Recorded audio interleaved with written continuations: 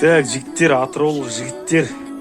Қазір балықтан келіп жатырмын. Балықтан бүгін 10 шақты жігіт болып ауладық. Сол кезде жаңағы бүгінгі жаңағы жайықтың жағасында қалған қоқысты бәрін салып алдым. Пустой баклажкалар, мына кешегіден қалған жаңағы қоқыстар.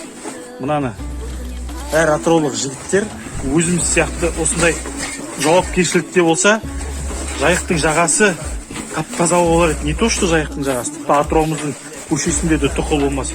Міне қазір мен шығарып жатырмын. Мынау мысалы қоқыс. Мына қапшыққа сазанмен бірге салып алдым. Сазанға. Өйткені қолымда дым жоқ болғасын, мен алдымда осы сазанға бірге салып алдым. Ешқандай да лассат емес, өзіміздің кәдімгі пайдаланған су ішкен баклажкамыз.